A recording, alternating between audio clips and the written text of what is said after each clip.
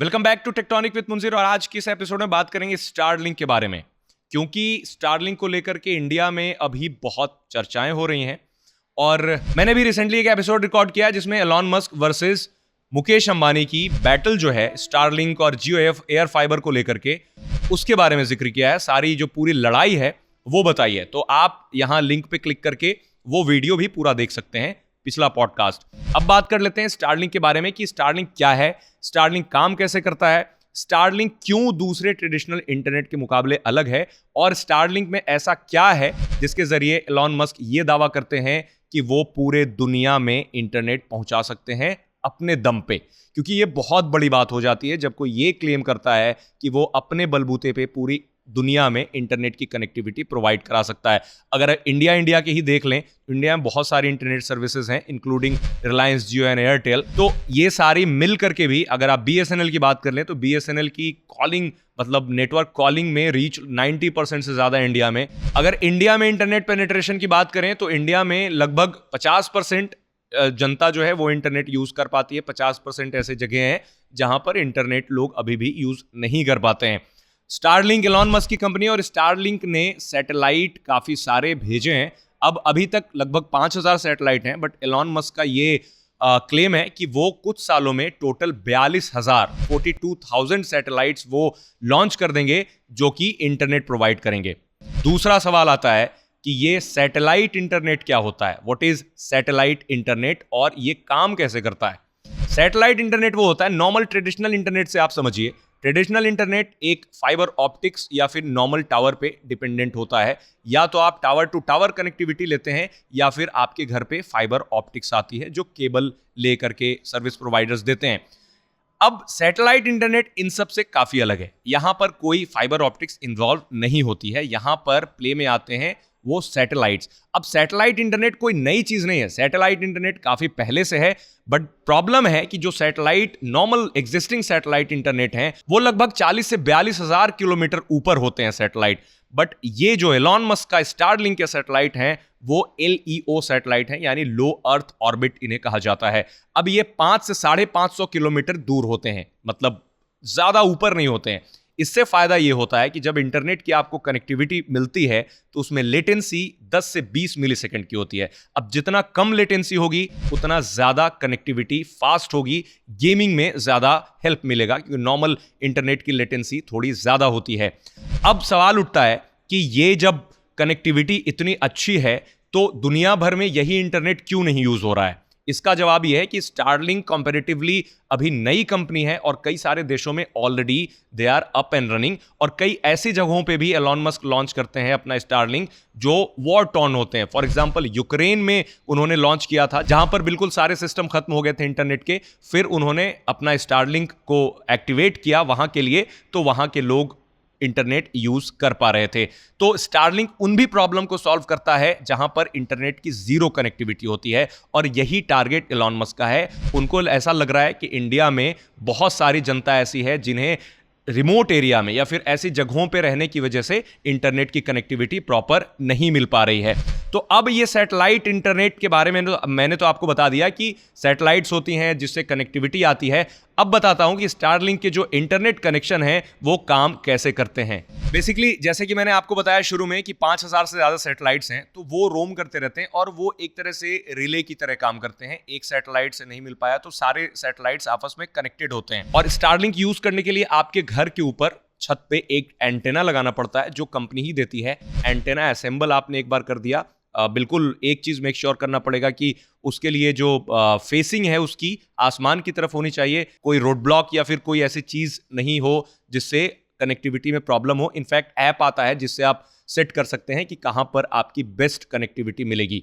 Interesting चीज एक और बात बताऊं जो शायद आपको नहीं पता होगा, वो ये कि स्टारलिंक न सिर्फ घर के लिए बल्कि आपके गाड़ी के लिए भी इंटरनेट देता है। अब आप ये सोच रहे होंगे कि गाड़ी में मोबाइल रहता है तो मोबाइल पे इंटरनेट चला पाते हैं, बट आप सोचे आप लद्दाख के किसी रिमोट एरिया में जा रहे हो जहां पर कनेक्टिविटी नहीं होती। फॉर एग्जांपल हानले आप जा रहे हो, हानले में इंटरनेट नहीं होता, बहुत जगह पे ऐसे इंटरनेट नहीं होता, तो आप वहां पे कैसे इंटरनेट यूज करेंगे? तो स्टारलिंक का एक डिवाइस होता है जो अपने कार के ऊपर माउंट कर सकते हैं, टेम्परेरी कार या फिर आपकी जो भी गाड़ी है उसके ऊपर आप माउंट कर देंगे तो आपको लगातार इंटरनेट की कनेक्टिविटी मिलती रहेगी। तो वो रोम प्लान होता है उनका। एक और प्लान होता है बोट। अगर आप क्रूज पे जा रहे हैं, आप शिप पे जा रहे हैं, अगर आप बोटिंग कर रहे हैं, कहीं समंदर में है, तो वैसी जगहों के लिए वो डिवाइस है। तो बेसिकली अगर आप देखें तो 3 अलग अलग डिवाइसेस हैं। एक छत पे लगती है, दूसरी गाड़ी के ऊपर लगती है, और तीसरी अगर आप समंदर में हैं या फिर कहीं ऐसी जगह जा रहे हैं, बोटिंग कर रहे हैं या शिप पे जा रहे हैं, क्रूज पे जा रहे हैं, तो आप वहां पर डिवाइस वो यूज कर सकते हैं। कमर्शियल पर्पस के लिए ये दोनों गाड़ी वाला डिवाइस या फिर बोट वाला डिवाइस कमर्शियल पर्पस के लिए ज़्यादा पोटेंशियल है इनका। नॉर्मल यूज़र इतना ज़्यादा चीज़ कैरी नहीं करना चाहता।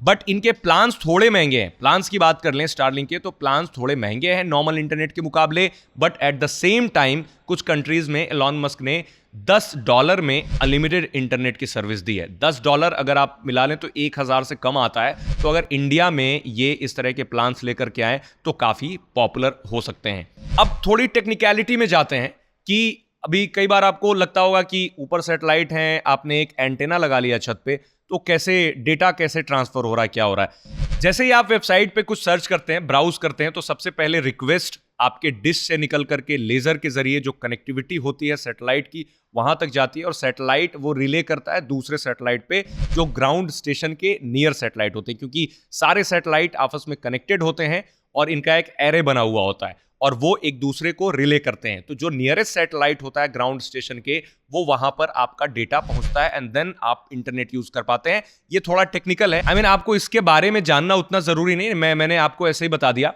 ये सारी चीजें बैकएंड में होती हैं। बट मैंने इस वजह से बताया कि इसकी एक लिमिटेशन है। अगर आपको 1 Gbps की इंटरनेट यूज करनी है तो थोड़ा सा मुश्किल होगा।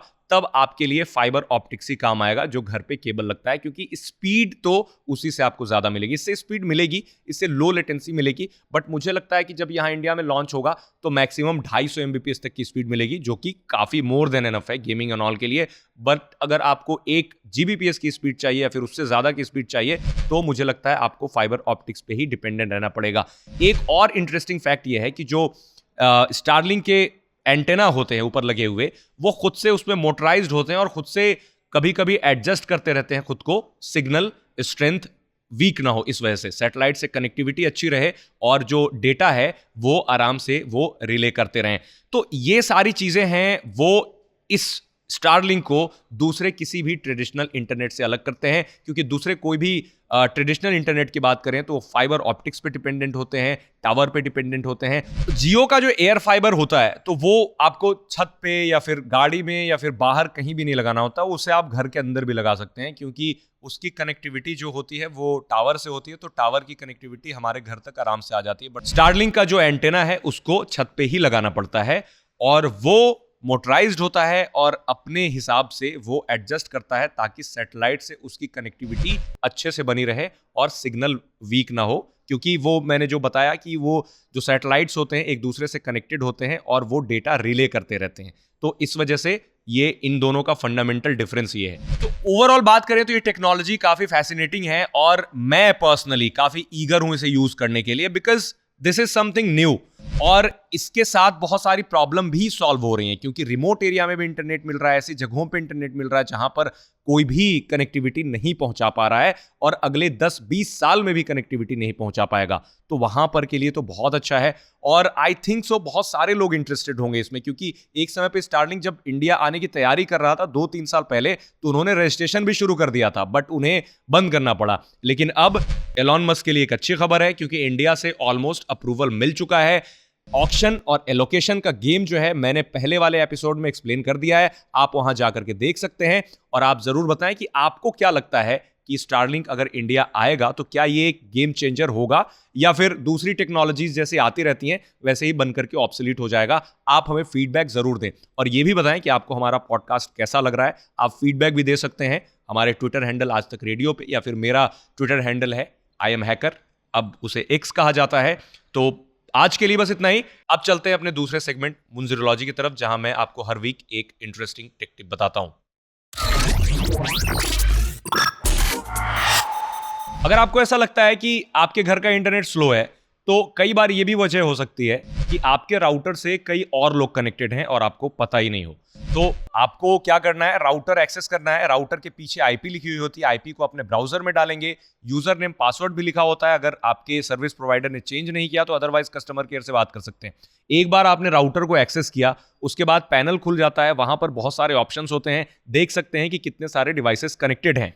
अगर दिखा तो ठीक, अगर उतना आपको कुछ नहीं करना तो आप अपनी SSID हाइड कर सकते हैं। SSID यानी जो राउटर का नाम होता है जिससे आप कनेक्ट करते हैं, तो SSID आप हाइड कर देंगे, बट आपको याद रखना पड़ेगा कि आपके राउटर का नाम क्या है, आप किस नाम से इंटरनेट यूज करते हैं। फिर उसके बाद आप नॉर्मल वाईफाई से कनेक्ट करने जाएंगे और वहां पर सर्च में वो नहीं आएगा। SSID हाइड करने से क्या होता है कि वो सर्च में नहीं आता, तो आपको मैन्युअली अपने राउटर का नाम लिखना पड़ेगा। उसके बाद अगर पासवर्ड रखा है, पासवर्ड डालें, उसके बाद आप ओपन कर लें, आपका इंटरनेट चलने लगेगा। और ऑटो कनेक्ट पे डाल दें तो आपका फोन खुद ही ऑटो कनेक्ट हो जाएगा। अच्छी बात ये होगी इससे कि कोई दूसरा आपका राउटर यूज नहीं कर पाएगा।